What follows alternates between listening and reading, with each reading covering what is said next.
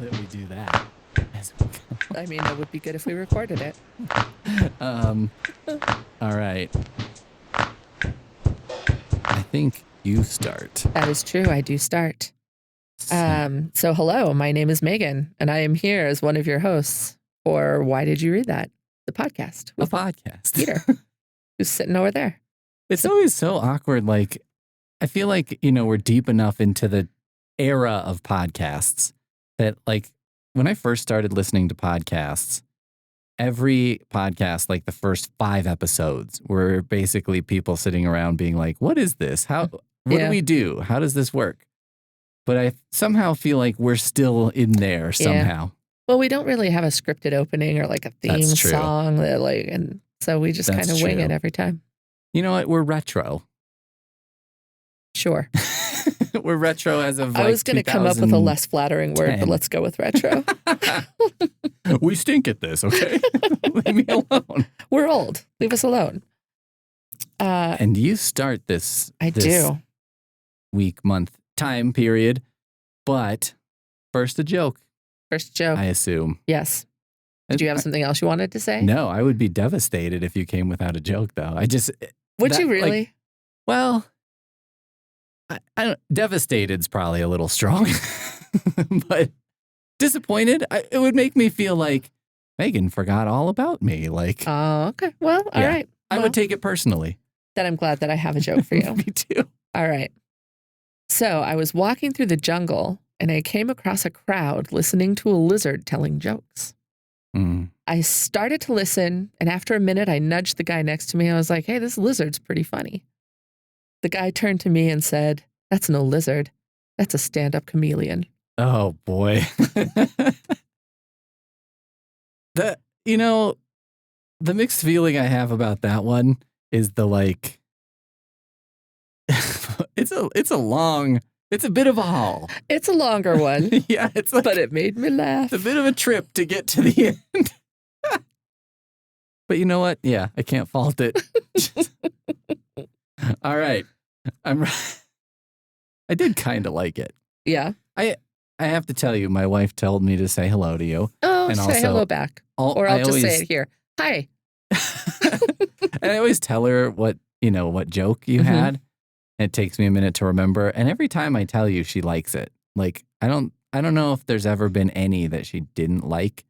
Well, she's a woman of taste. I keep telling her, I keep trying to convince her to come one time when we're recording. Yeah. And I was like, you could even just come for the first 2 minutes just so that we have a laugh track for the joke. Because she's got a big laugh. Mm-hmm. And then you could peace out if you wanted to. I think she should come and be our special guest and talk about, what she's reading, if anything. She's reading a lot right now. So it would be perfect. She she canceled Netflix. Okay. Just in the last week because she's been frustrated because she got the tier with ads. Oh. And, yeah. That's no good. Yeah. And then we have a weird setup at my house financially. And I won't go into it, but basically, we have a couple different streaming services, some that I pay for and some that she pays for. I always pay for the no ads because I'm just like, as much as and as much as I don't want to spend the money, I don't want to see an ad in the middle of the show. And I just don't like them. And you see the same ones over and over, Anyway, so she got rid of Netflix. And she's been oscillating wildly between sort of highbrow and lowbrow because she's been watching the early or mid 2000s Dallas Cowboys cheerleaders making the team reality show. and no insult by calling that lowbrow. It's just we all watch our lowbrow stuff. Yeah, who are we kidding? I've got my things, as anyone who's listened to this is well aware. I have binge watched some Project Runway like you wouldn't believe. I was a convert to that. Yeah. And I don't even consider it lowbrow because I'm so good. It's a reality competition show, but they do have actual skill. They do. There's only the one every time. So do the Dallas Cowboy cheerleaders. Yes. Not everybody can do that. Yeah. I will grant you that it is a little the treatment of it is probably more dramatic and salacious than strictly necessary. Yeah. And I mean, there is a very heavy element of appearance. Yeah, I was going to say It's superficiality. like major part of it. Yeah, you're not wrong. And yeah, no doubt. They're talented dancers. Yes. You know, and like it's very difficult. It's hard for me to watch in terms of identifying with it because like in general, I can really identify with a story where someone has a dream and they want something really bad. And usually it doesn't particularly matter to me what that thing is. Mm-hmm. But when it's to be a Dallas Cowboys cheerleader, I just can't connect. Get there. There was someone who was trying out for, this is horrible, there was someone who was trying out for it who came from being a dancer on Broadway and came to be a Dallas Cowboys cheerleader. Step down. That's kind of what I thought. I was like, that seems like the opposite trajectory to me. You know, I don't know. Broadway dancer, almost nobody makes that. Well, and I would think that would be like more fun or like more interesting. Like you get to do more different stuff. Yeah. I don't know. Well, and every night is going to be a little bit different because it's live theater. Like, yeah. And also, I think I could see, you know, being career counselor, Pete, for a second. Like, I could see how that turns into a career. Yeah. You know what I mean? Because you get to know people on Broadway and like even maybe after your dancing days build a network, maybe become a choreographer, dance captain. Something. Yeah. You know, you'd be building other skills. Mm-hmm. The Dallas Cowboys cheerleaders, it's just very... they get to meet a lot of professional athletes and perhaps we'll end up in a relationship with one. Well, they're not allowed to date the football players while they're cheerleaders. Wow. And not... It's very hypocritical. Just the Cowboys or any? I don't know. I assume any. Okay. I mean, but like it's a very hypocritical group in my opinion because they like, you know, they always have meetings with them where they're like, you need to take this stuff off your Facebook. Like this is too revealing or whatever. And then they're putting on their uniforms and I'm just like, teeny tiny shorts. Like, you can do that as long as you're doing it for us. Yeah. But not for you. Anyway, so she's been watching that. And then I feel like then she ping pongs back to she's been reading a lot more because it feels like she's just like, instead of being in the middle right now, going back and forth between the poles of feeling like I'm reading a book and that's like engaging for me. And then I'm watching this show to kind of turn my brain off sometimes. Follow your bliss. Yeah. Well, put the pressure on. Tell her that I'll be very sad if she never comes on as a guest. I will. I'll try. I'll try. I'll see if I can get her as a guest. I think so she's sad. Not been a guest in the past just because she often hasn't read like 4 books and... Well, she doesn't have to do 4. I mean, if true. she's a guest, she can bring whatever she wants. That's true. We could have Cassie's Corner. That's right. She could just talk about her favorite whatever. book, the last book she read. A book that I read that I told her everything about and annoyed her with for like 6 weeks. She's in charge. She makes the rules. Tell us to read something and make us talk to her about it. Ooh, yeah. Little book club. Yeah. Action. All right. Okay. I'm ready for your 4 books. All right. I have 4 books. Number 1 is Airhead by Avery Flynn. This is a novella. It's like a prequel to a series that I love, a romance series called The Hardigans. It is set in the 80s. It is about the parents of the family that the series is about. So it's about how the parents met, basically. Lots of 80s fun stuff. Okay. Day glow clothes and DeLoreans and big hair and all the good stuff. All right. Funny, like a rom-com. Then I have Daisy Jones and the Six by Taylor Jenkins Reid, which is like a mockumentary style kind of fictional biography of a 70s rock band that produced one legendary album and then broke up. Was this a fairly big book like a couple years ago or something? Yes. Okay. Yeah, huge. I think I can picture the cover. It's like a sepia-ish. With like a 70s, like curly hair beauty. Looks like a Stevie Nicks type of, Okay. Yeah, that's it. All right. Then I have This Kingdom Will Not Kill Me by Ilona Andrews. First book in their new series. Uh-huh. And then I have On Looking, 11 Walks with Expert Eyes by Alexandra Horowitz, which is about all of the things we don't notice in our everyday lives. Alexandra Horowitz. Is that? No, I'm thinking of someone else. There's like a sci-fi writer. There's a mystery a Tony writer, Horowitz or something. Anthony Horowitz. Yeah. Tony, because me and him are buddies. I call him Tony. I think Horowitz is not a completely uncommon name, though. So there are probably That's other true. Horowitzes that I'm not familiar with. That's true. Well, geez, okay. These are some toughies because there are several. Well, let's start with On Looking. On Looking, okay. Because I also like walking Okay. and notice almost nothing. So, well, spoiler alert, almost no one does. That makes me feel better. Well, and it completely depends on the lens through which you view your life. So she was talking about how she would take her kiddo, who was, I don't remember the age, like old enough to walk on his own, but still kind of a baby, like a tot, like maybe 4 or 5. Sure. And they would go on walks. They lived in New York City. And she started noticing that like going for a walk with him is a very different experience from the walks that she would take around the neighborhood. The things that he would notice, the way that he would just stop and like stare at something completely unimportant to her. Sure. And, direction doesn't matter. Like we don't go out the door, turn right, continue to the block, turn the corner. Like right. It could be, we walk 3 steps to the next building and then maybe we notice something. We kind of turn around a little bit and go to the sign.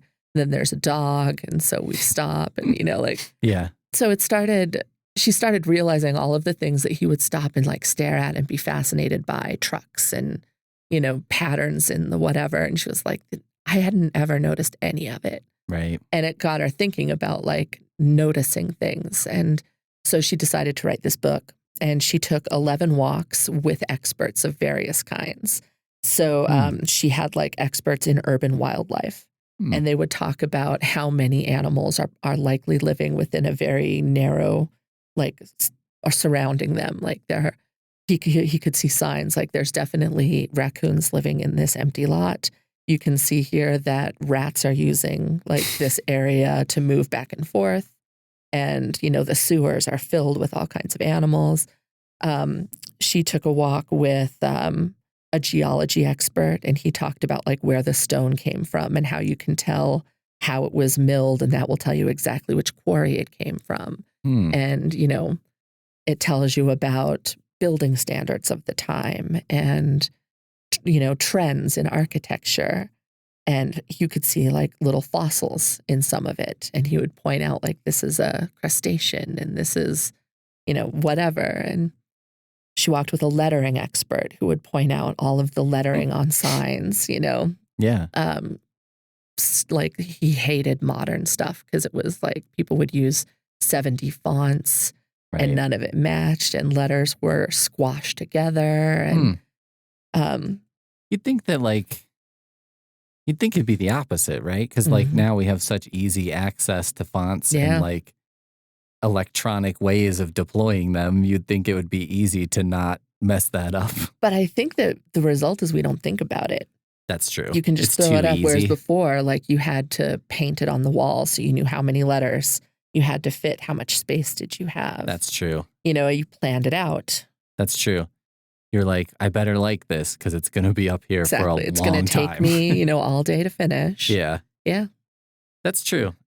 In the library world, you can see that sometimes because like once in a while you'll come across a sign that someone put up somewhere for something and you're like, I kind of made that or they probably made that thinking like this will be up for like 2 weeks. And it's like 7 years later, it's still there.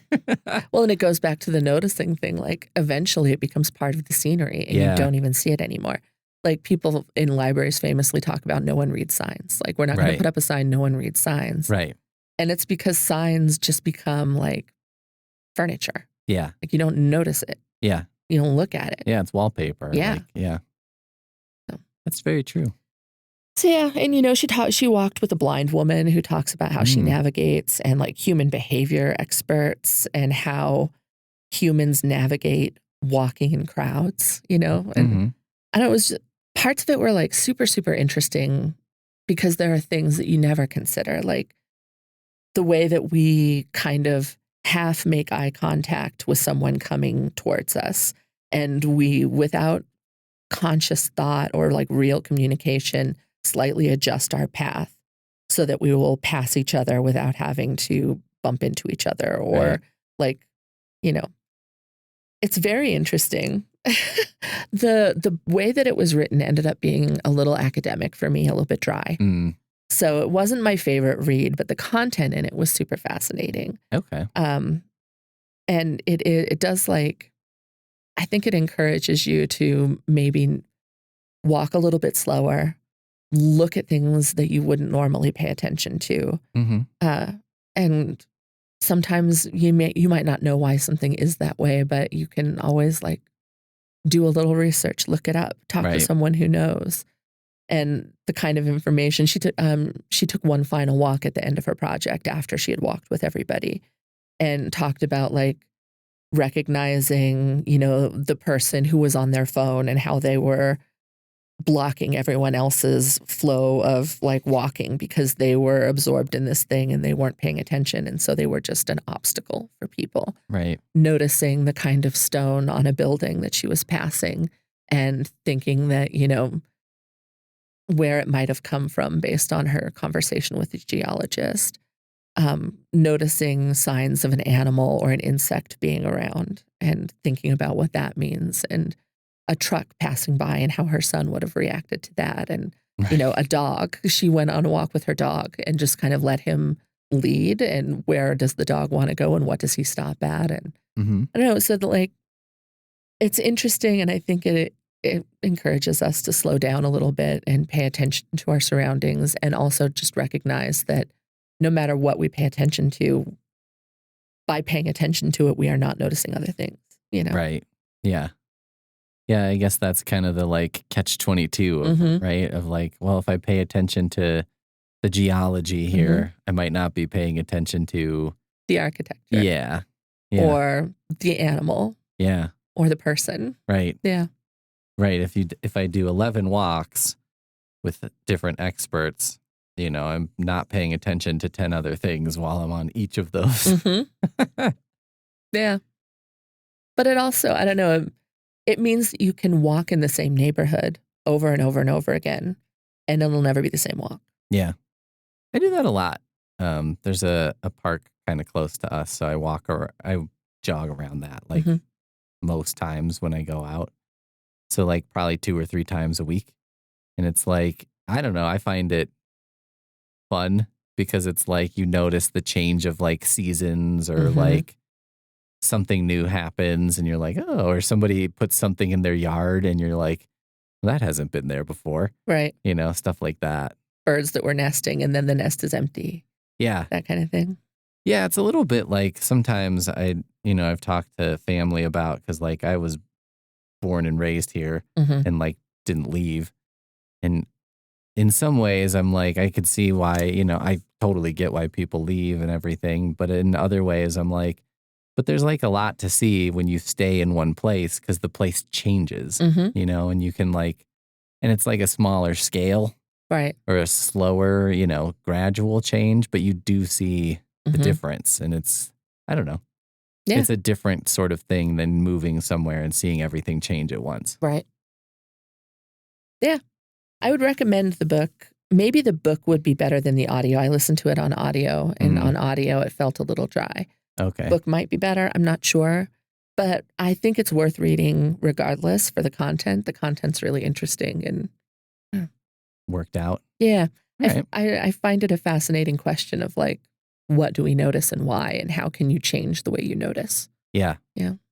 Yeah. That's something to think about, I guess. Like, yeah, if I wanted to change the things that sort of lit up my brain, how would I do that? Or what kinds of things could I do that with? Yeah. Yeah. I like it. Fun. All right. In a nerdy way. Yeah. Nerd fun. Well, Speaking of academic and dry, Okay. I read half of a book Okay. that was very academic and dry before giving up. It's called Everything and Less by Mcgurl. And it's basically about, the subtitle is something like The Novel in the Age of Amazon.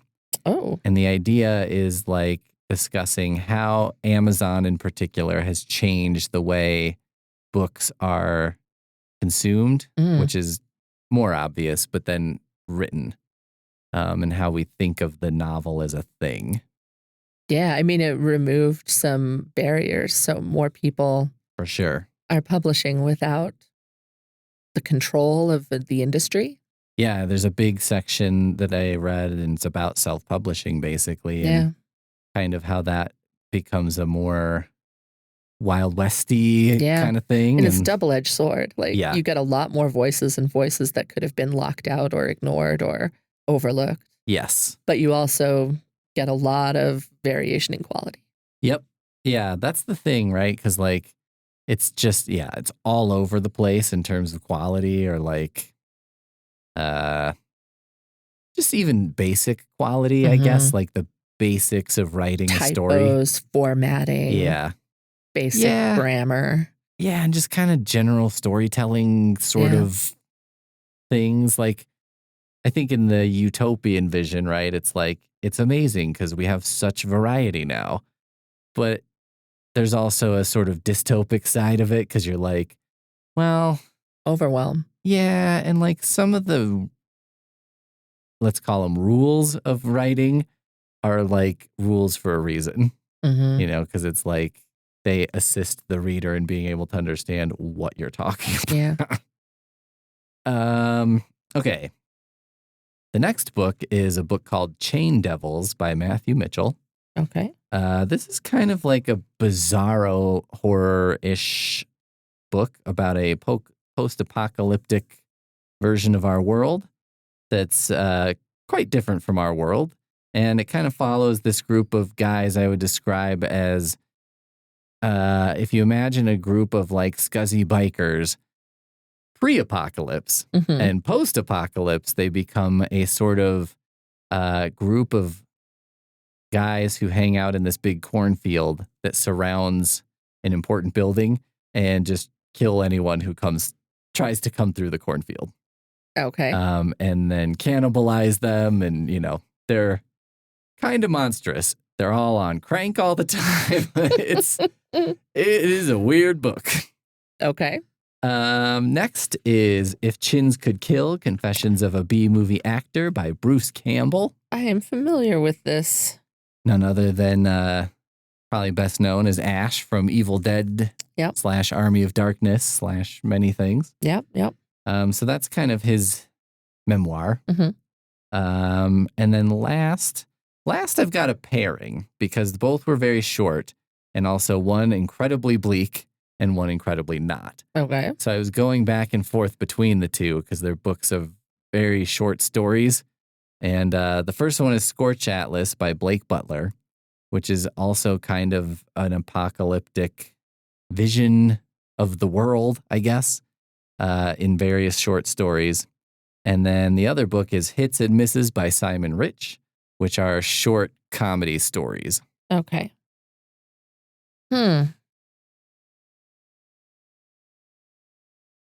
Well, even though you didn't finish it, I'm curious what you got out of Everything and Less. Okay. So here's what I want to say about this is like, I quit it halfway through because I got to a point where I was like, this is too academic for me. And what I mean by that is like, the style is difficult to read. And it's like written in a way where basically you can tell the author, it seems the author doesn't particularly care if you have an easy time following him. Okay. He's like a professor at like an Ivy League school. I looked him up on Rate My Professor because I was just curious because I was like, are all of his students going to be like, this guy is the worst or whatever? His students seem to really like him. Okay. Also, many commented that they found him attractive and thought he looked like Matthew Perry. which Okay. I could kind of see it, but whatever.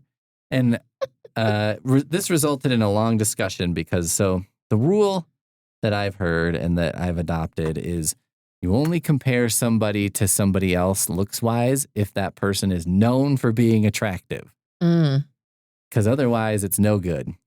And so we had a debate about whether or not Matthew Perry qualifies. And I was like, I know he's not like known for being like Brad Pitt, handsome, sexiest man alive, but he's definitely was like 90s TV generically handsome. He was in a rom-com with Salma Hayek. Yeah.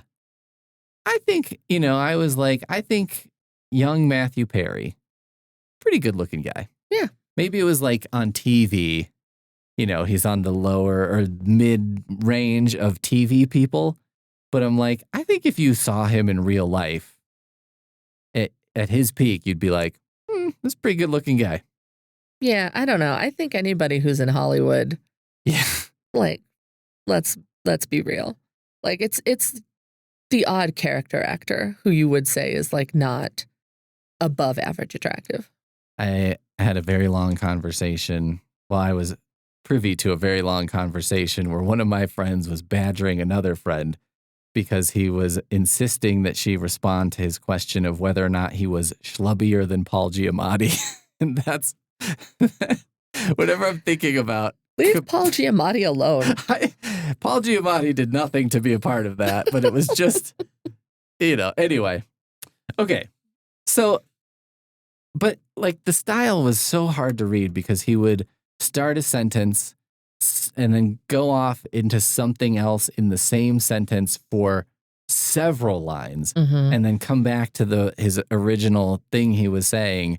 But by the time you got there, you didn't remember what the hell he was talking about. Yeah. He used a wild amount of huge, complex words that I don't know. Yeah. And I was like, I know this is lazy, but I'm not going to like run to the dictionary. It gave me feelings because I feel like this is how we sort of think smart people write. But at the same time, sometimes I feel like if you're the smart person, you should be able to explain something in a way that I understand. Yeah. And like, as opposed to me becoming smarter to understand what it is you're saying. Well, I think it is the way that smart people write for some purposes. Yeah. Like when you are writing to an expert audience, that is how you write. Yeah. Yeah. And that's, I think the thing is like, I could see this book.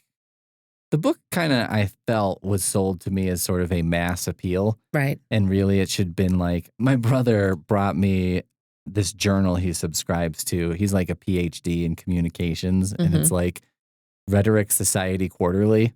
And I like reading the titles of the articles in it is hilarious because I'm like, I don't even know. I have no idea.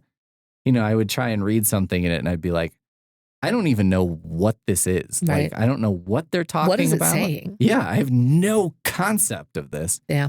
So, and that's how I started feeling. There were times in this book that I got something out of it, but a lot of the time I just felt like I was turning the pages being like, where are we going right now? Like you needed to go and earn a degree before you were able to actually read it without struggle. Yep.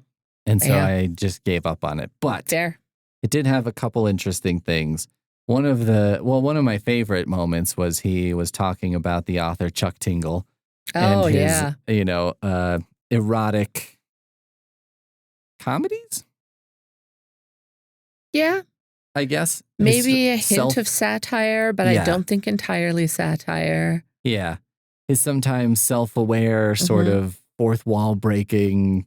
Yeah, Chuck Tingle is famous in the romance reading community. People have lots of theories about who he might be or who he might not be. Yeah. As far as I know, his actual identity has never been revealed. Yes. And people talk a lot about like, is this written this way on purpose or not? Because he's now been traditionally published several times to great acclaim. Yeah. But a lot of his early stuff had titles like, Space Raptor Butt Invasion. Exactly. That's the one that I read. And so people were like, is this smarter than we think it is, or is it just what it seems to be? Exactly. I've come across many writers of this type where I'm like, is this person a secret genius, or are they just like kind of a fool just doing their thing? Well, you look at Shakespeare, the fool was always the smart one. Yeah. I mean, like, it's like, are they pulling a trick on us, or is this just a genuine, the book they always wanted to, and it's like, it's very hard to tell. Yeah. So anyway, seeing Chuck Tingle, he put Mark Mcgurl put some stuff about his books in there and is like citing the books, and like to be like, this is actually what happened. And I enjoyed very much a Chuck Tingle book being cited as a source in a, but I think the most interesting thing I found in this book was a quote that I'll paraphrase, and it's kind of an idea that comes up multiple times, but it was basically something like, we've built a culture that allows us to have a book delivered to the doorstep overnight. Or instantly. Yeah, or instantly. And it's the same culture that deprives us of time to read that book. Yeah. So it's kind of like the commodity of a book is so accessible and so easy to get, but we no longer have the time to read them really, because we're all like hustling and like trying to, put in 10 hours a day and do all doom this stuff. Doom scrolling, doing all these other things, right? So I did find that very interesting. And like, it's something that sent me down sort of a rabbit hole of things, like thinking about, lately I've sort of felt like the world of reading has struggled for a long time, because I think we try and like make reading seem like a productive activity. And it's like, that's sort of the battle we've been waging. And it's like, some people come at it like it builds empathy, and like, it makes you smarter. Yeah. And like, it does this and it does that. And sometimes lately I've started to wonder, like, maybe that's the wrong tactic. Yeah. Like, maybe the right tactic is to just be like, it's an enjoyable activity. Fun, yeah. I'm like, that's it. Like tangentially related. I've read in some of those like internet articles from just like pop culture institutions. They talk about how reading has become a trend largely because of book talk. Yeah. And that, people who self-report reading are increasing. Yeah. So the number of people who say that they read is growing larger. Whether or not they're actually reading, we don't know, but they say that they're reading more. And there has been like a little bit of a backlash from people who say, you're just doing that because it's popular on TikTok. You just say that because it's popular on TikTok. And I find the whole thing very interesting. And honestly, I don't really care why people pick up books. Like, I just think books are fun, and however you find your way into them, like, I don't really care. Yeah. And there's this like famous story of a Twitch streamer. I think it's like iShowSpeed. He's one of the like top streamers in the world. He pulls in millions of views, and he did a stream where he talked about how he wanted to improve himself, and so he was going to read on stream. And he was reading out loud to his audience of millions of people. And when he would encounter a word he didn't know, he got a dictionary and he looked it up. And some people were like giving him crap for it, like, and meanwhile I have never been more delighted. Yeah. And as a result, apparently a lot of his followers, who are also gamers and they're, young men largely, decided that they were going to do some reading. And I find this aspect of like reading to be very interesting and encouraging. Yeah. Yeah, I think it has like, I think there is some of a revival happening in reading. I mean, I say revival, it was never like really dead. Right. But just in terms of, I think, its role in popular consciousness or something. Yeah. And maybe just too, I think it seems to me like, a generation that grew up and they were like, didn't really engage with books at all, except for like in school when required. Yeah. And it's kind of like they're coming of age now. And I think finding that there is a lot outside of what they were prescribed in school. Mm-hmm. And like, oh, this is fun. And like, Yeah. it was almost like, when I was a kid, the battle was to sort of be like, hey, like a video game can have a narrative and like is a way to tell a story and can do a lot of the same things a book does. Yeah. You collect all of the like lore entries and that's like actual is reading if you read it. Yeah. And then, but now it feels like maybe it's like shifted the other way where it's like, hey, we don't have to just do this in gaming or just do this in prestige TV or like whatever. And yeah, I think that books will always have the advantage of being a very easy thing to make. I mean, it's not easy to write a book, but the barriers to entry to that are like so low now. Yeah.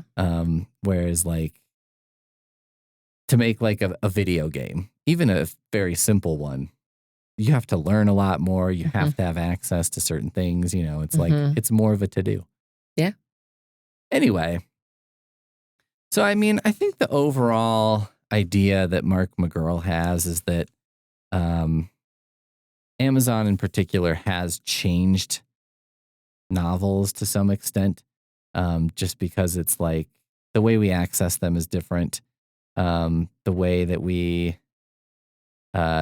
people write them is different, and the kinds of things that can become popular or big are different. Like a 50 Shades of Grey would have had a very difficult time becoming the phenomenon it was. But since you could buy it without needing to go to a bookstore or like needing to carry the actual book and everyone would see what it was, and the romance reading community were early adopters for ebooks for that exact reason. Yeah, and that probably helped. And it is a little hard to separate from just the march of time. Like I think in general the world is less uptight than it was, and so it's a little more acceptable these kinds of things. But I don't know. Anyway, it would be interesting to get like a general market version, maybe. Yeah. Something not aimed toward academics, but more towards people. Yeah, that's kind of what I thought, because I was reading it and like maybe every 5 to 10 pages there'd be something in it that I thought was like useful or interesting or something. But it wasn't enough to keep me going. A lot of work. Oh, so much work. Yeah. And so, yeah, I can't recommend the book, but if that's like your thing, you could do that. And like, maybe I'll be on the hunt for something that I feel like does that. Because the big thing about it is it's not like a profile of Amazon as a company. And that's like what you see a lot of is like business type books. And this is more about like, how has that model changed the culture? Like, it's not even really about Amazon, but Amazon is like the biggest force in that world and you can see the most change in the last 20 years impact, or whatever. Yeah. So I don't know. Yeah. I'll try and find something else maybe that's a little more, or maybe, for the first time I'll actually read. Sometimes you see those things on like Hoopla and it's like summary of da-da-da-da. And I'm like, yeah, I don't know if I would go for that. I have a feeling a lot of that is just AI summaries that you couldn't really trust. I think so too. And I was walking around with my wife and I was talking about this book and she was like, have you thought about like just going to ChatGPT for a summary or whatever? And I was like, I thought about it, but I don't think it would work because I don't necessarily think the parts that most people find interesting about this are what I would be interested in. And she was like, I'm glad to hear you say that because I don't think you should do that. And I was like, yeah, I don't think so either. Well, I'm glad to hear that she didn't want you to because I was like, Cassie, I'm disappointed. No, she wasn't suggesting it for that reason. It was more because she was just like curious about where I was at with it. But yeah, so maybe I should recommend it, but it's for a pretty narrow audience. Yeah. If you have a Norton anthology of literary criticism on your bookshelf at home, See, now I feel like I've been called out.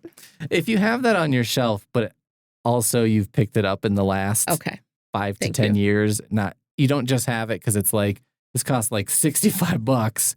And Yeah. I went to the bookstore to sell it back and they were going to give me $1. Well, and I actually don't have a Norton Anthology of Literary Criticism, but I do have a Dictionary of Literary Criticism, which is why I feel called out, because that almost feels worse. I have a Norton Anthology of Literary Criticism. I have several Norton anthologies. Yeah. One of Shakespeare and I think one of North American literature. Oh, yeah. They're decent, but the literary criticism one, I don't know why I have that one, but you took the class. I guess, yeah. I have a distinct memory of, you go to sell your books back at the bookstore, Mm-hmm. and one semester I went and they were like, "We'll give you $1 for it," and I was like, "No." Yeah. And then I kept it out of spite, and then another time, it was some similar thing to it was a huge fat book with like Bible paper, and it was the same thing. They were like, "We'll give you $1." Mm-hmm. And I said no. And I took it outside and tore the cover off and threw it in the garbage.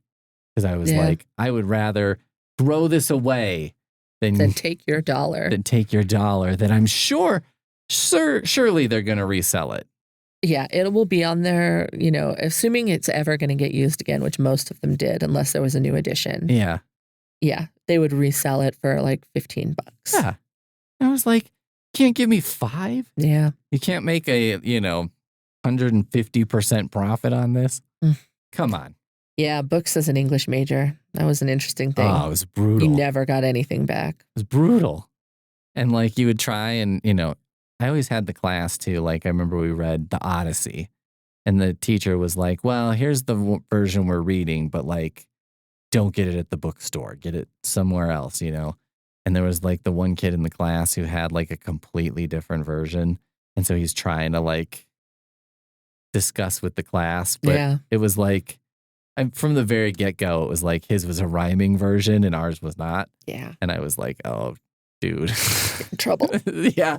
I know that was tempting and it was probably $1.99 at a used bookstore, but translation doesn't matter. Yeah, sometimes. I don't know. So anyway, that's Everything and Less by Mark Mcgurl. All right. It made me feel not smart, but I got over it. I'm glad to hear that. Thank you. I want to hear about all of them, but I guess I want to hear about Daisy Jones and the Six. All right. So this was my first Taylor Jenkins read. She is very, very popular. She's a runaway bestseller whenever she publishes. So, but she writes the kind of I think in the biz, they would call it mainstream fiction. Okay. What we used to call literary fiction because we just didn't have a genre for it. Yeah. And, I tend to read more genre, so I've just never picked her up. But this one in particular, I had heard great things about. I really like stories that are told through letters, interviews, emails, that kind of stuff. I find that format very fulfilling. And that's how the story is told. And I also had heard wonderful things about the audiobook. It's a full cast audiobook and the names are recognizable. In particular, I was delighted to hear the voice of Judy Greer, who I know you also like. She's my favorite. Yeah. I'm always sad because she's not the star. Mm-hmm. So always the best friend. Yeah, or the sister. Yeah. Who drops the kids off in Jurassic Park. Yeah. And I'm like, no. Yeah, I love her. She's great. And she wasn't Daisy in this, but she was a member of the band. And I loved her portions of the story so much. But I would recommend this on audio. I thought the audio production was really top tier. If you're an audiobook person, this is a great reason to pick this one up. So it's about this 70s band that started out as the Six. And it's these 6 people. And they were in a smallish town. And really, it was these 2 brothers who were the driving force of the band. One in particular, Billy, he wrote the songs and sang and played lead guitar. And he was kind of the heart of the band. And the core of what made it special. And they release an album and it does pretty well. And they start getting a name and they have enough they can tour. And then you have this other person, Daisy Jones. She is the daughter of like a film director and a French model. You know, like she was born into, a world of art and wealth. And what we'd call a Nepo baby in our current parlance. Yeah. And she's never like, her parents didn't really pay much attention to her when she was growing up. Like she was around, they like her and everything, but they were very much involved in their own lives. And so she kind of like ran rampant throughout LA, went to clubs way too young, got into a lot of things way too young. And she starts like hanging around the music scene and she decides that she would like to start writing songs. And she ends up releasing her own album after a lot of like behind the scenes business stuff. They want her to, sing songs that she didn't write. She wants to sing the songs that she wrote.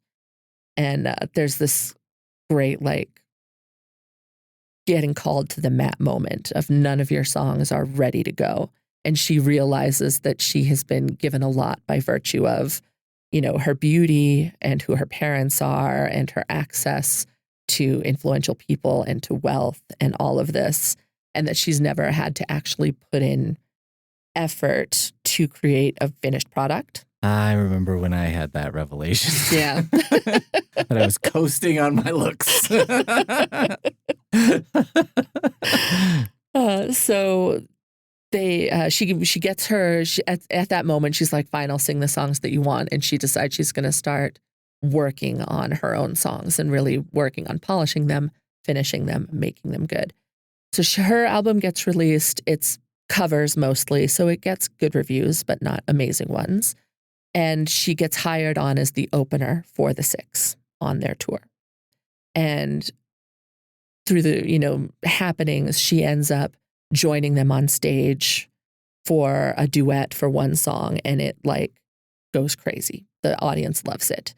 And so they have the same manager, and their manager is like, we should get Daisy and Billy together to work on a song, and it'll be like, a feature on their next album. And Daisy and Billy, like oil and water, don't get along very well.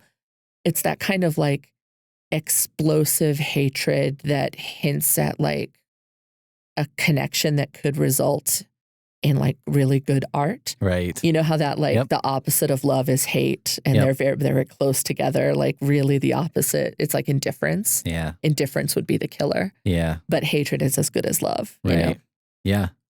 So it ends up being this story about how these two who have so much in common, they have talent, ambition, passion,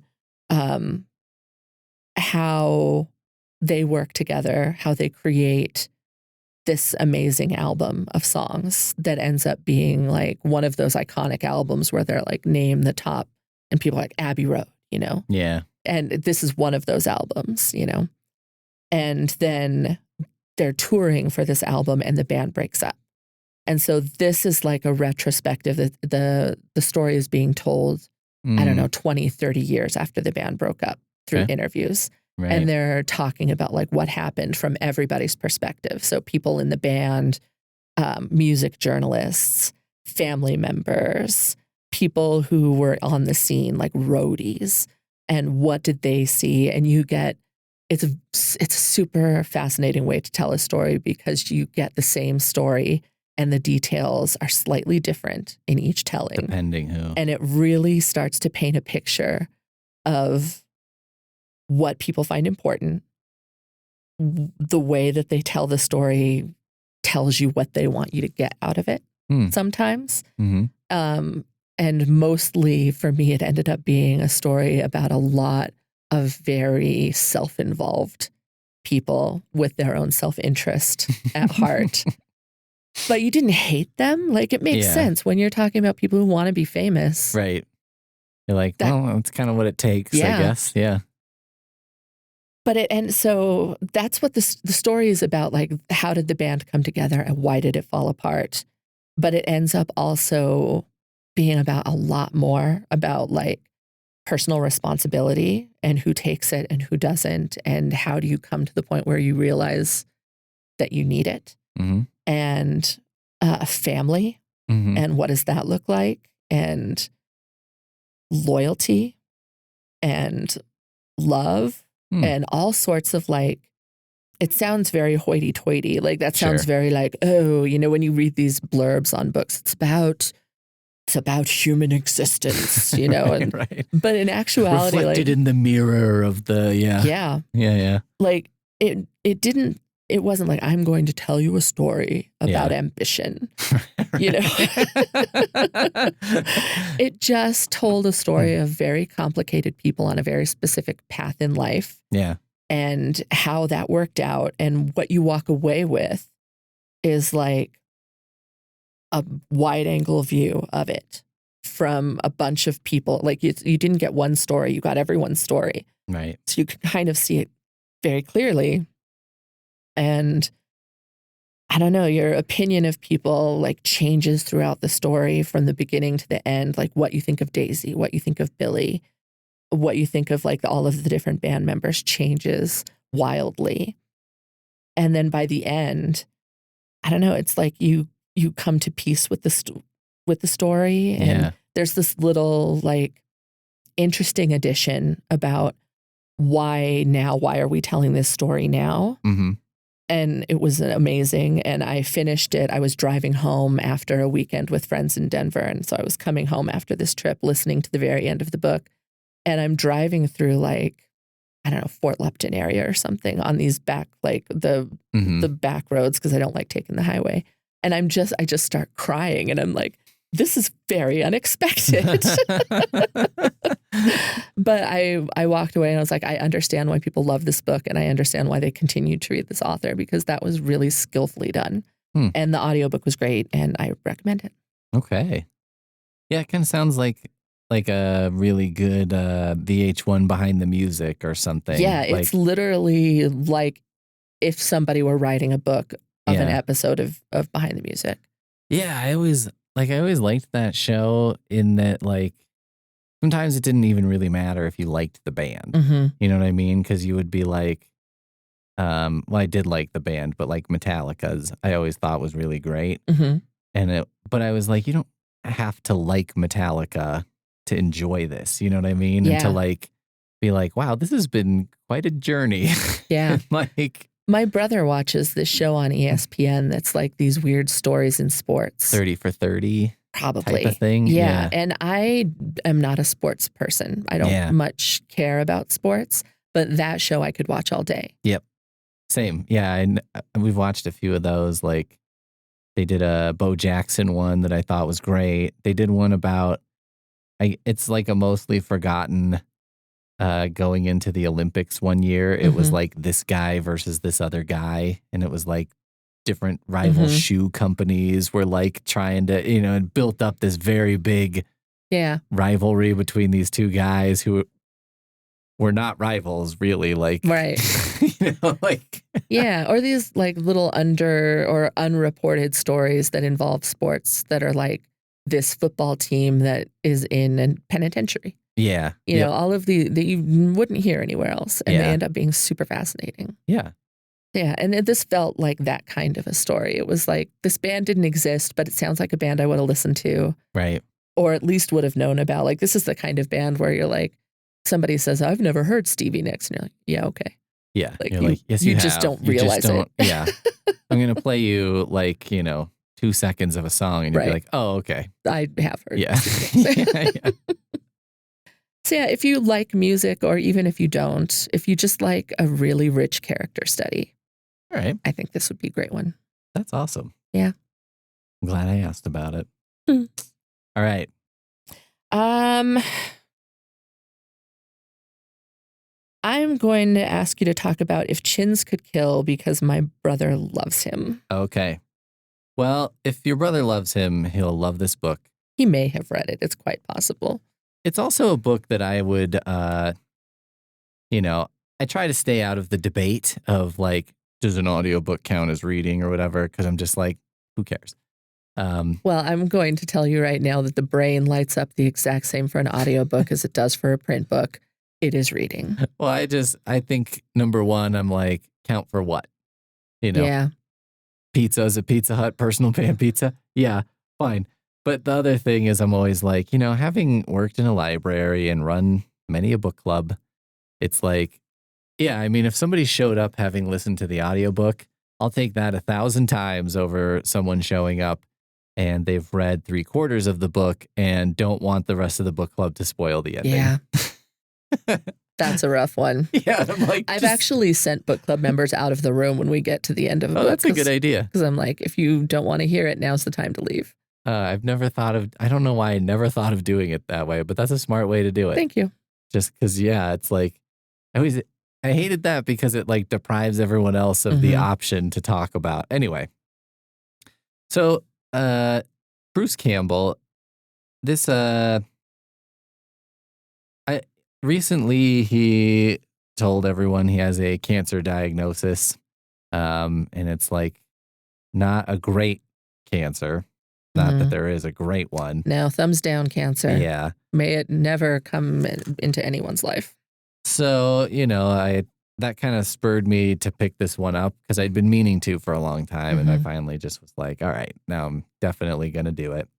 Normally I don't like something I don't normally like in a memoir, especially of like a celebrity of some kind, is when they like start at childhood. I'm like, like, I don't. Is it interesting? Yeah. Yeah, because sometimes they start at childhood and you're like, okay, I could see why. I read or I listened to Danny Trejo's memoir, and he talks about his childhood some, but it's like he had heroin for the first time when he was like 12. And you're like, all right, I could see why. This sounds like a formative experience. I mean, he lived like an entire life between age 0 and like 22, and then kind of has lived 2 more lives since. So anyway, but Bruce Campbell's kind of starts when he's a kid, but it's actually pretty good. He mostly talks about so he was born in 1968, I think. And he grew up in like suburban Detroit, and mostly talks about childhood, the kind of mischief things that they got up to as kids. So, it's pretty entertaining, and it kind of goes into his career as an actor, because he kind of talks a lot about like, a lot of the early movies he did, especially like with Sam Raimi and Evil Dead and stuff, were very different from how like a big studio movie is, and like people would get hurt, and that wasn't great, but like, they would do a lot of demanding things, or they were kind of playing around a lot and like figuring out how things work, and they had to do borderline scams to like get enough money to make the movies, and like I think Evil Dead was initially funded by like a dentist or something, and like just weird stuff like that. And they had to like kind of hit the pavement and like have meetings with people and assure them like, oh, you're gonna make your money back and then some for sure, and like whatever. And he talks a lot about that, and he's got like, talks about a lot with his relationship with like Sam Raimi and his brother Ted, and like they have I think a third brother who also helps with scripts and stuff, and then they're also close with the Coen brothers, and kind of talks a lot about how they all kind of came up in the movie business and making movies and stuff like that, but it's all just very funny because there are so many things about it that are like, they could never do it today this way, because it's like, it's a horrible idea. What are you doing? And like, so there's a lot of great behind the scenes stuff if you like the movies he's in, especially like Evil Dead and stuff like that. But he also does spend quite a bit of time just talking about acting in general. And it's really good because I think he takes acting seriously and he tries to do a good job, and he always does, in my opinion. Like, whenever he shows up in a movie, I'm like, yay! Like, I remember watching Spider-Man, and when he's like the announcer at the wrestling match, and I was like, yes. And he's so amazing. He's got like 2 lines, or when he's like a snooty maitre d' and he doesn't let Peter Parker into an event or something. It's like, he's great. Mm-hmm. Also, he had a quick cameo in Sam Raimi's latest movie, Send Help. Mm-hmm. I don't know if you saw that movie. I haven't. Basically, Bruce Campbell's dead in the entire movie, but he's in a portrait in the background at one point. And it's like, it's not even in focus or whatever. But I was like waiting the whole time, and I was like, there he is. That's him. Yeah. Like, he's there. I do know, this is the one thing I know, is that Sam Raimi and Bruce Campbell are like real close. And like, it's that kind of friendship where it's like, as long as I'm working, he has a job, Yeah. And I always loved that. I love a genuine friendship. And that seems like a real genuine friendship. I think it's nice just to see there's like a loyalty there, and like, they're like actual friends. Yeah. And like, it was a good read too, because like, I guess I've always wondered why Bruce Campbell wasn't like a bigger star. Because I was like, I don't know, he was handsome. Mm-hmm. He was like funny. Yeah. He was athletic. Like, he did stunts and stuff. And like, but it's just like he was in a ton of stuff that just wasn't huge, but went for a long, he was in cult classics. Yeah. And he was like in a recurring role on the show Hercules, which, he was like kind of explaining. And I didn't realize like how long that show went and how many episodes. Like, it's pretty wild how much of that there is. He was on Burn Notice. Burn Notice, he's on that for a long time. And like, he's been in a ton of stuff. And so the way he talks about acting is like, it's fun because I think he talks about it as like a craft as opposed to an art. And, he takes it seriously and he tries to do things and he like, works with people to get things done and like turn in a good performance and do all that stuff. And at the same time, he doesn't, I think, have a ton of patience for people who take it too seriously or like who are fooling around or like nonsense of, someone being a diva or whatever. And I don't think, he doesn't seem like he has any time for that. I don't know. It's just like, I think it was like, if you enjoy the movies he's in and you enjoy him in those movies, it's like just spending time with him. What you see is what you get. Yeah. And there's something about him, I think maybe that's like unique as an actor where it's like some part of who he really is kind of comes through all the time. And maybe that's like why people didn't cast him as certain things because they couldn't picture him as whatever.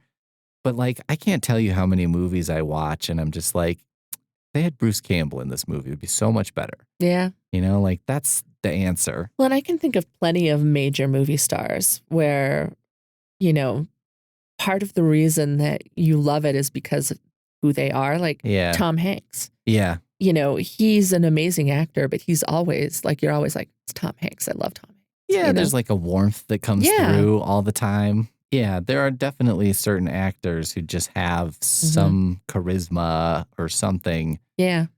I don't know. I just don't know why. It can work in a major movie, so it's like lack of imagination, maybe. Yeah. With casting. Yeah, or even now I see movies all the time and I'm just like, I wish that role was played by a young Bruce Campbell. Like, I wish this movie had been made 20 years ago. Yeah. And they could have put Bruce Campbell in it. Like, it would just be better.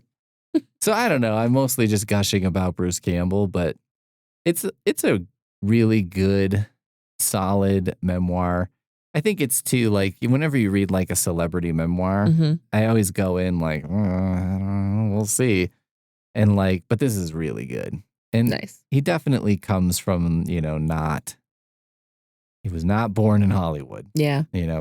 Quite far. Well, I have like a weird story about Bruce Campbell. Okay. That he's actually apparently wonderful to actually meet. Yeah. My brother has a friend who went to a convention that he was at. and met him and got him to sign some things, and then asked him, it was like, you can say no, but like I was asking if you would, like, if I call my buddy, would you leave him a voicemail? Like, just, and he was totally cool and down with it. I can't remember if it was my brother who got a call or one of their friends and he just heard it, but they were like, okay, I just want you to like yell at him, just like call him names, whatever. And he like was 100% game, went fully in, and apparently it was like one of the group's treasured possessions was this voicemail of Bruce Campbell just leaving like a tirade on their voicemail. Yeah, he's kind of become famous for like going to conventions and, he has kind of a combative relationship with the audience sometimes, or, he's very like snarky and stuff with people. And like, but then, you get the impression that like one-on-one, he's a much gentler person, Yeah, and they like, had an amazing experience. They were like, he's exactly what you would hope he would be. Yeah. They loved it. So that's kind of awesome, I think, when you're like, because I don't know, I usually don't meet people like at Comic-Con and stuff because I'm like, if I meet this guy and he's a jerk, it's going to ruin all this stuff for me. Without naming names, working for the library, we've hosted authors, big and small. Yeah. And I've had a variety of experiences from amazing to left a bad taste in my mouth. Yeah. And it is hard to read authors if you've met them and they're, difficult to work with. Yeah. And you just, I don't know, it taints something. But yeah, he just seems great and people should read this book or listen to the audiobook. I really recommend listening to the audiobook. He narrates it. Yeah. Yeah. Oh, yeah. And he's great. Like, he does such a good job. And it opens amazing. Like, the opening is a foreword that's written by Sam Raimi, supposedly. But, like, it's basically Sam Raimi wrote this intro where he's asking how much he's getting paid to do this. Like, that's all he cares about is like getting a check cashed and getting out of there. I love it. Yeah, that's If Chins Could Kill. And I would recommend like the audiobook, especially if you have, if your brother, uncle, dad, mom, whatever is like a fan, that they'll be pretty happy with it. Nice. All right. Cool. Well, in addition to the books that I talked about, I also brought Airhead by Avery Flynn, which is a very short novella. It's like 50-ish pages. It's an intro to a series that I really, really love. She's not a big name in romance. No, I don't think a lot of people read her, but I think that her books are so funny and so much fun to read. And this was, just like a light introduction to the series about how the parents of all the characters from the series met. And it was very filled with 80s detail and fun and, good time. You can get it from Hoopla if you're interested. Airhead by Avery Flynn. I also brought This Kingdom Will Not Kill Me by Ilona Andrews, which is like a portal fantasy. So you have this, the main character's name is Maggie, and she just woke up one day in this like medieval-ish fantasy world, and she had no clothes on and no money and like just nothing. And she recognizes it as the world of her favorite fantasy series. And so she doesn't know how she got there, but she recognizes the buildings and the map of the streets and even some of the characters from the books. And it's about her trying to leverage her knowledge of the books to survive. Because she's just on the streets and like wearing, somebody's cast off disgusting blanket that she managed to like pull out of a pile of trash so that she's not running around naked. And she has no money and no food. And she ends up, by the end of the book, she is in like a big fortressy house with a whole found family. And they're trying to change the ending of the books, basically. Because there's supposedly supposed to be another book in the series coming out. So the series just kind of ended on one of those low notes between the books' low notes. And no other book ever came out and nobody knows what happened to the author. I have theories. They don't know, but I know. And she has decided that she's going to sell her knowledge at a premium and try to influence events to change the way things happen in the book. And it is so much fun. It was a delight to read, and I am ready for the next book, which I think they were on deadline and have turned in the final, first draft of the book. So hopefully it's on track to come out next year, and I will promptly read that and then be waiting with bated breath for. There is a small crop of writers working right now whose output is just wild. Mm-hmm.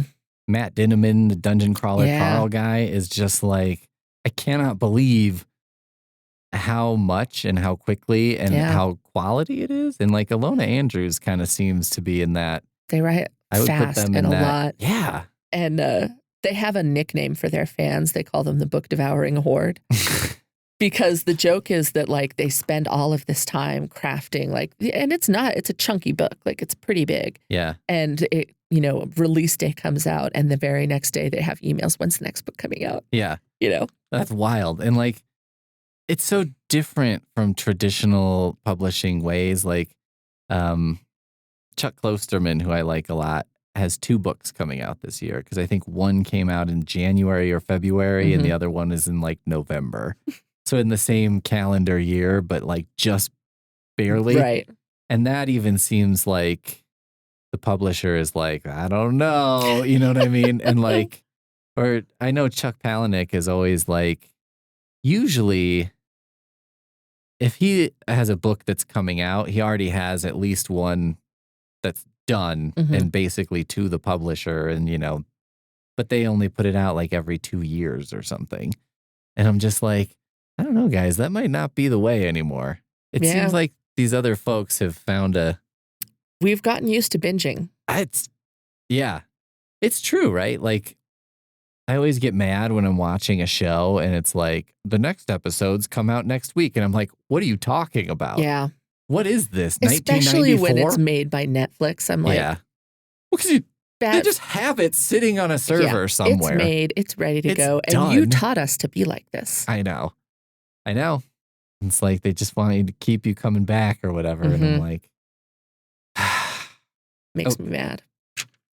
Well, the books I talked about were Everything and Less by Mark Mcgurl and If Chins Could Kill, Confessions of a B-Movie Actor by Bruce Campbell. I didn't talk about Chaindevils by Matthew Mitchell. It's violent, it's gory. It's about this group of sort of biker type guys with no motorcycles living in a post-apocalyptic wasteland. And they kind of defend, I picture it like a castle, basically, with a big cornfield around it. And they just kind of live in the cornfield and kill anyone who tries to come through the cornfield and eat them. And also use oils from their body to power their chainsaws, which is their primary weapon of choice. Then something happens. So basically, there's a drug kingpin elsewhere who rumors start flying that he has been deposed or killed or something. And so they get sent on a mission to go see what's recoverable from, his empire. And so it kind of turns into a book where we've got sort of a main character and he's sort of the leader of these Chaindevils. And he's just sort of trying to keep it together and keep this group of people together who are extremely volatile and uncontrollable. And he himself is also that way. And it's a very strange world that's created. I found it fascinating and it's very good. There's one section where there's sort of a how would I a fable gets told or something. And that part I was I don't need that. But the rest of it was great. It is so weird. It's one of the weirder things I've read in a long time. Okay. And so that was exciting for me. Then I had that pairing of Scorch Atlas by Blake Butler and Hits and Misses by Simon Rich. So Scorch Atlas is probably one of the more depressing, like oppressive things I've ever read. It's a lot of short stories, and it seems like they all kind of come from the same-ish world, and there's just sort of a vague apocalypse happening. In some of the stories, it's like there are just hordes of insects everywhere. A lot of stories where it's like there's no solid ground. Everything is mud, and that's sort of creeping up into the houses and stuff. Or like people just developing weird lesions, and it's gross, it's weird, it's depressing. Not selling it too hard for me. It's like a tough read in some ways, but it was really good. Like, it's really lyrical, I would say, and like there's a lot of poetic language in it. Maybe it's like if you like a sort of mixture of the high-low of poetic language describing disgusting things, it's for you. All right. But, I would read it in pieces. Don't plan to plow through it. It's a short book, but I don't think you can get through it really quick. So I was mixing that up with stories from Hits and Misses by Simon Rich, which are just comedy stories. There's one about like a guy and he's having a baby. And so he's trying to finish a novel he's writing. It's like a historical fiction novel. Because when the baby's born, his office is going to become the baby's nursery. And then they go to the doctor, and the doctor says the baby's working on a novel in utero, and it turns out to be the exact thing that the dad is working on, but it's better. Just sort of some like, you could tell there's like he's working out weird anxieties about, being replaced by his children or whatever. My favorite story was probably it's called something like the Foosball Championship of the World or something. And it's clearly a story about these two boys who are at their grandma's house, and she has a foosball table. And they're having, repeated foosball games, but the younger brother just keeps getting annihilated, and he's super frustrated. But the story is told from the perspective of like the players of the foosball team, and it's like ESPN coverage of this game, and like the players are saying, like, the players on the younger brother's team are like, I just don't know if he can keep it together. Like, he lost yesterday and he threw a fit, and like, I don't know if he could take another loss. And like, there's some potential backroom dealings happening because someone overheard the mom telling the older brother, like, she would give him $20 or something. And then he said something and she was like, no, I cannot take him having a meltdown all the way through the airport. Like, it's so funny. So anyway, if you've ever read a Simon Rich before, you know what it's like. If you haven't, Hits and Misses is great. It's a great introduction to what he does. And yeah, it lightened the load of Scorch. So nice. That's a pretty good endorsement. Yeah. Yeah, it sounds like it. All right. And then I wanted to make with our library fact to close us out. So something that I learned about more recently, and that maybe other people don't know, when you check out an item on Hoopla, the library basically pays for every checkout. Whereas if we have that item in print, obviously we pay for it once. We don't have to like send another check every time someone checks it out. No one in publishing listened to that and get any ideas. And then also on Libby, it can be different. A lot of times on Libby, you can correct me if I'm wrong because you would know more about this than I do. Yeah, I did that job for a while. So like, it seems like most times on Libby, we either have a deal where we have a title for a certain amount of time, and however many times it checks out in that time frame, whatever, or it could be for a specific number of checkouts. So like 50, let's say, and then once we run through the 50, we would have to buy it again. Yes, and occasionally we do have some that are just full licenses. Right. So we buy a copy and we have it like a physical book, and one person can read it at a time. but then when we get it back, we can check it out to whoever, like as long as we need to, we can continue to check it out to people. Great. So, I talked to your boss a little bit because we were talking about the new catalog features Hoopla items. And it also will show if something's in Hoopla as well as in, you might find something that's in Hoopla and Libby, let's say, an audiobook. And there are, for the library, it's advantageous if you're willing to wait for the Libby versus going straight to Hoopla. I understand going straight to Hoopla because right now it's available. So what I learned in the last couple weeks, because I was trying to think of how do I talk about this in a way that's not me just saying just wait, just do it because just be nice. But I actually read quite a bit about how there's a lot of research that shows that if you have to wait for something, you value it more. And you will actually have a better experience with something if you had to wait a little while or if you had to struggle a little bit more. There's a psychological principle at play. Brains be braining. Yeah.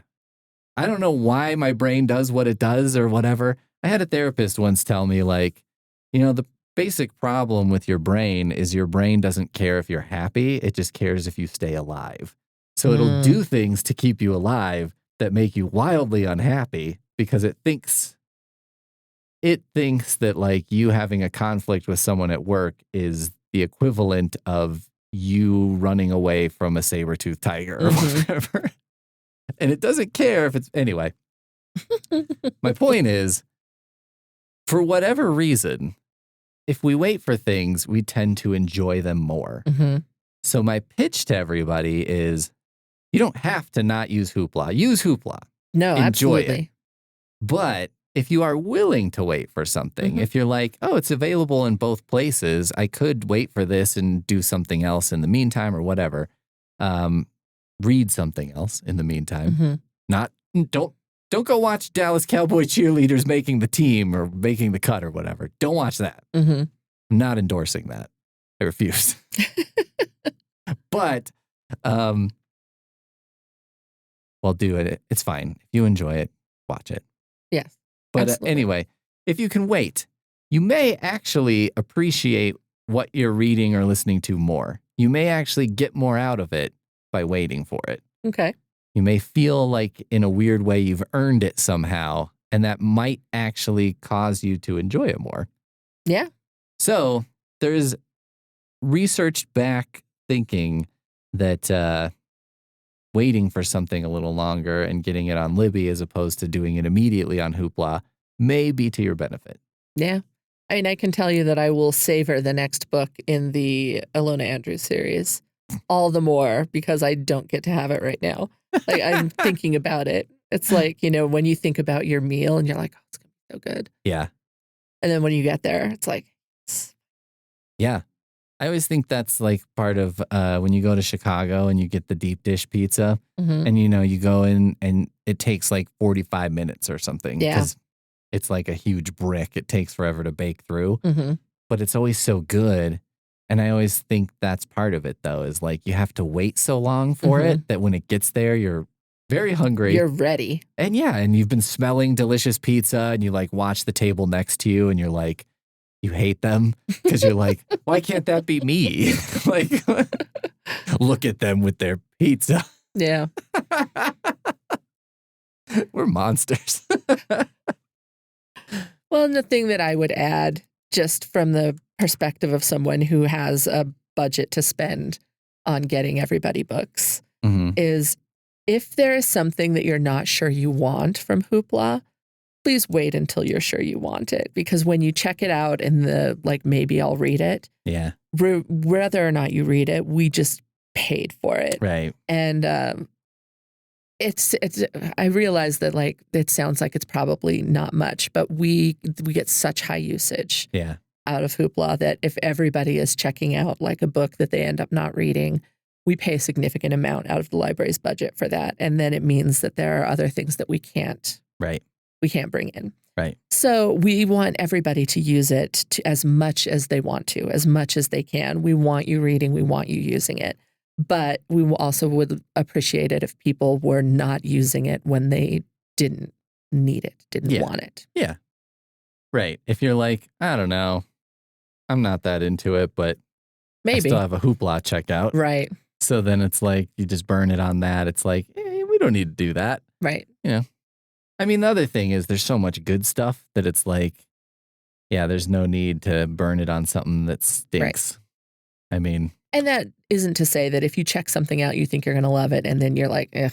Right. By all means, put it down. Sure. Yeah, absolutely. Yeah, it's right. It's a weird thing to talk about because it's like walking a line. Because I'm like not telling people not to use it. Right. I'm just trying to tell people to use it, to consider that it does cost the library money. Right. And so like the way you use it could potentially help the library offer more. Exactly. Potentially. Right. Which is not to say that you should feel guilty if you check something out and hate it. That is fine. Or if you check something out and don't make it to it, it happens to all of us. Or if you like crank through 6 books on Hoopla because you checked them out at like the first of the month and you're through them every time, it's like, great. Yeah. I'm happy to hear that. Right. That is why we subscribe to it. That is why we have it. Right. We want you to use it and enjoy it. But we're just putting it out there for the people who have the option. Yeah. You could help us out a little, and we would appreciate that. And the people who are getting all of the extra stuff that we get with that money would also appreciate it. Right. Right. If you just. But ultimately, we get what we get as much as we can for as many people as we can, no matter what. So it's a pretty good deal. Yeah. I mean, yeah. It's like right now it's 6 checkouts a month, I think. That sounds right. Pretty good. It's been a while since I did any selection for ebooks. Yeah. I'm doing the print books now for those adult fiction readers out there, graphic novel people. Yeah. But it's pretty good.